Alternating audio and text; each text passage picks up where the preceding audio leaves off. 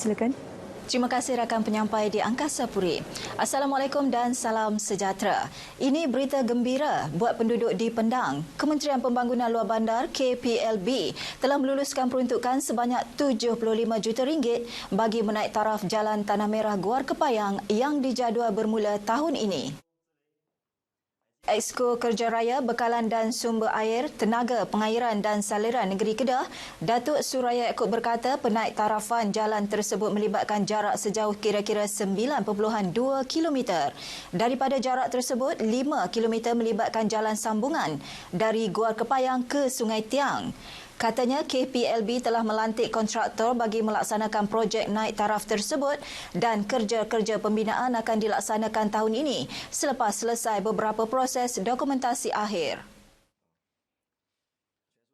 Dan SST dijangka akan berlaku pada April ini dan dengan penganugerahan kontrak tersebut ia memberi kelapanganlah kepada kita kerana kita telah memohon projek itu daripada RMK 2010 tak silap saya.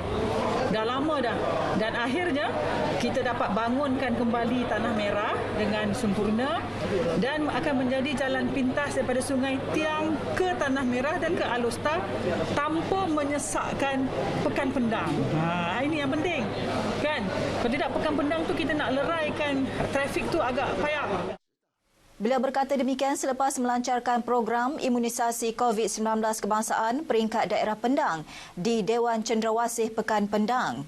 Pada majlis itu, beliau yang juga ahli Dewan Undangan Negeri Adun Sungai Tiang turut menerima suntikan vaksin COVID-19. Masyarakat kini tidak perlu gusar atau bimbang untuk menerima suntikan vaksin COVID-19. Rakyat juga digalak merujuk kepada kenyataan-kenyataan rasmi dikeluarkan kerajaan melalui jabatan dan agensi terlibat bagi mendapatkan penjelasan tepat berkaitan vaksin. Pengarah Institut Kajian Indonesia, Thailand, Singapura, Universiti Utara Malaysia UUM, Dr. Kamaru Azman Khamis berkata, vaksin yang dibeli oleh kerajaan telah melalui proses tapisan dan kajian teliti oleh tenaga pakar serta pihak berkuasa agama. Saya juga menyuruh agar rakyat Malaysia janganlah bimbang di atas penggunaan vaksin tersebut. Sesungguhnya vaksin ini digunakan untuk mencegah, bukan yang memudaratkan dan sebagainya. Kalau kita melihat baru-baru ini fatwa juga daripada pakar-pakar, mufti dan sebagainya mengatakan vaksin yang digunakan ini adalah harus dan perlu digunakan untuk kebaikan bersama. Sementara itu, golongan petugas barisan hadapan masing-masing meluahkan kesediaan menerima suntikan vaksin COVID-19. Kebanyakan mereka yang ditemui berpendapat suntikan vaksin COVID-19 merupakan satu inisiatif terbaik bagi mencegah penularan pandemik itu di negara ini.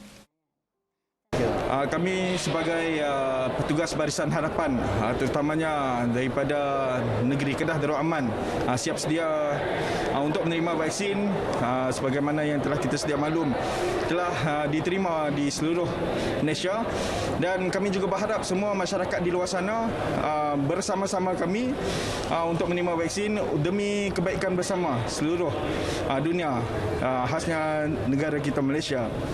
Saya sebagai petugas frontliner sedia menerima suntikan vaksin. Saya juga berharap masyarakat juga dapat bersedia untuk menerima suntikan vaksin. Saya daripada APM Kedah sanggup menerima suntikan vaksin COVID-19. Saya harap semua sekali APM Kedah dapat menerima suntikan vaksin COVID-19. Kenapa perlunya suntikan vaksin COVID-19? Kerana perlu kita untuk mencegah daripada penularan COVID-19 itu. Seramai 1.76 juta penduduk Kedah dijangka menerima suntikan vaksin COVID-19 secara berperingkat bermula 28 Februari lalu sehingga Februari 2022. Daripada jumlah tersebut, seramai 25,155 penerima vaksin terdiri daripada petugas barisan hadapan. Bagi fasa pertama, Kedah diperuntukkan sebanyak 50,310 dos vaksin COVID-19 yang diterima sejak 24 24 Februari lalu dan secara berperingkat bagi proses seterusnya. Sekolah Jenis Kebangsaan Tamil SJKT Batu Pekaka di Kuala Ketil menjadi sekolah pertama di daerah Baling menerima interaktif board atau papan interaktif. Ia bagi memudahkan tenaga pengajar di sekolah tersebut melaksanakan sesi pembelajaran dan pengajaran secara dalam talian dengan lebih berkesan.